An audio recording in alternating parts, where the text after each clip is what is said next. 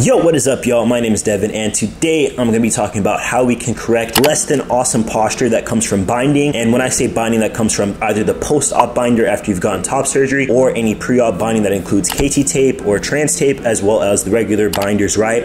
I used to use GC2B as well as Underworks for my binders, right? And honestly, I have to say, I'm about a year and a half, maybe a little bit more post-op, and I literally still catch myself, slouching over just because I'm so used to being in this position from either binding and constricting myself into this position, or also trying to hide what my chest had. So honestly, these are tips that I'm suggesting you guys to follow, but also a little bit of a reminder to myself as well. But before I get into that, if you are interested in one-on-one coaching, a custom meal plan, or a custom training plan, definitely feel free to email me or check out my website down below. It's devinspears.com. That website link is also going to include my training plan, MASC Made Simple, as well as my high protein cookbook, Healthy Doesn't Suck. Now, without further ado, let's talk about how we can free ourselves from not great posture, okay? And like I said, this applies to post-op binding because you have to live in that binder for, if I'm not mistaken, from 4 to 5 weeks after top surgery. Of course, it varies for everybody, but you should be binding after top surgery, and if you're not, that's questionable. Let me know if you guys have any experience with not binding after top surgery, because from what I understand, that helps prevent hematomas, seromas, or anything like that. It also helps you mentally feel, a little bit supported, because I remember taking the binder off, I felt super exposed. So it serves, of course, the main purpose is,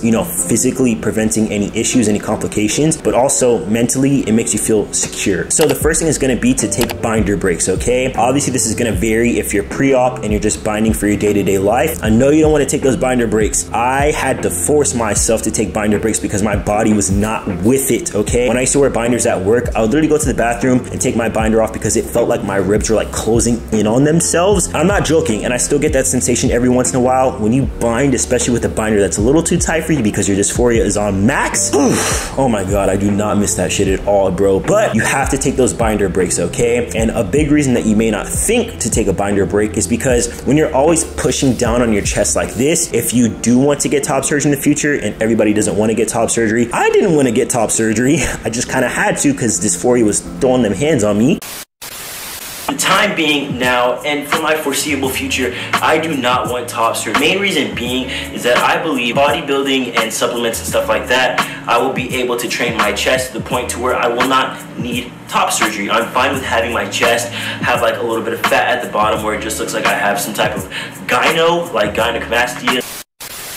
Keep in mind that binding does pull your skin down, right? So a reason why I couldn't get keyhole top surgery is because of binding, my skin elasticity was not really there, meaning if I were to get keyhole, my skin would be saggy, my nipples would be saggy, everything like that. So if you're constantly pulling that skin down, it is gonna have adverse effects on the quality of that skin, okay? But also, you need to breathe, so take your binder breaks. The same thing goes for taping, right? At a certain point, I did graduate from binding with the binder to binding with tape, and I had a bad habit of just living in that tape that just really had an adverse effect on my skin big time. A lot of my clients and a lot of my homies will sometimes wear a sports bra when they're not in very triggering situations, and if that's something that you can bear, I definitely think it'll pay off in the long term. Now, this goes specifically for people who train, who work out.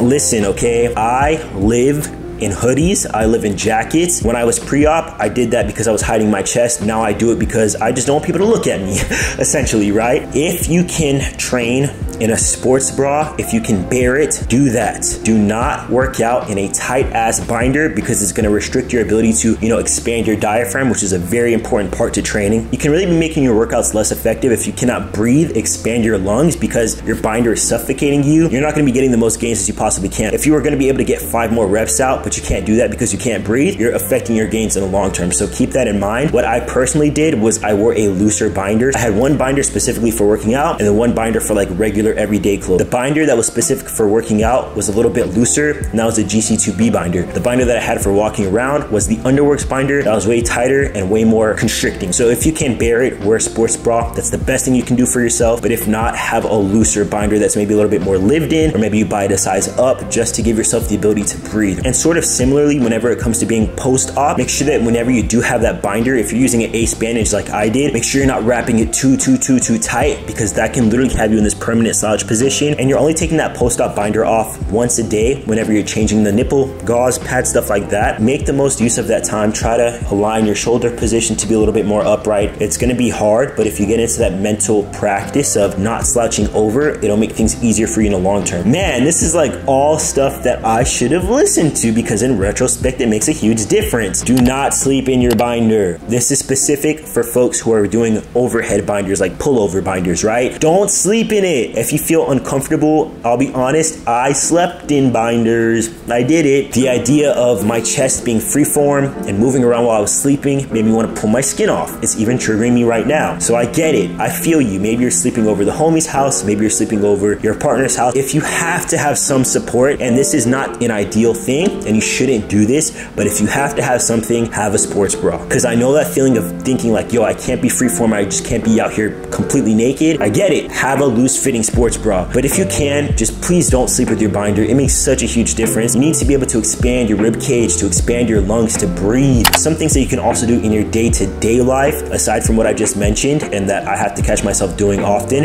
especially if you sit at a desk, is to stand up every once in a while and retract your scapula. So your scapula is essentially your shoulder blades, and you are going to be pulling those shoulder blades back like this and just having your spine in a upright position, because oftentimes we naturally slouch over, especially if you're like sitting at a desk like this all the time. Take a beat, stand up, pull your shoulder blades back, and sort of just roll them back and relax. Now, for those of us who train, you can actually correct your posture quite significantly through training, of course, if it's not scoliosis based, and that is through strengthening your upper back, right? So specifically, your rhomboids are the muscle group that's responsible for pulling your shoulder blades back and correcting your posture from this position to this position, right? Any rowing movement that's going to be low cable rows or chest supported row, where you're hitting that mid upper back, is really going to help you correct your posture, as well as, like I mentioned, any upper back movement is going to play into that. So if you're training your traps, that can be slightly helpful. Nothing is going to be as helpful as hitting those rhomboids specifically, but strengthening the surrounding muscle groups can help a bit. Training your rear delts, so that's going to be this muscle group right here, will also help. And for those that love to do reverse flies, having a strong and balanced upper back is really going to help you strengthen that posture up. It's going to just pull everything back and prevent you from slouching over, right? Obviously, pull-ups are going to be great. Also, dead hangs are amazing to release any tension in your shoulders, because you're just in this fully stretched position, right? I love those. It's also great for grip strength if you care about that. If you are someone who has struggled with this and you've overcome it, or you're actively overcoming it, definitely feel free to drop any tips that you have in the comment section down below. Like I mentioned, if you are interested in coaching, definitely email me. Follow me on Instagram. We made it to 30K and it's only up from here. My Instagram is at DVNSPRS, but it's also going to be linked down below. And like I always say, Devin loves you. Devin's a Don. Devin is out of here, boy.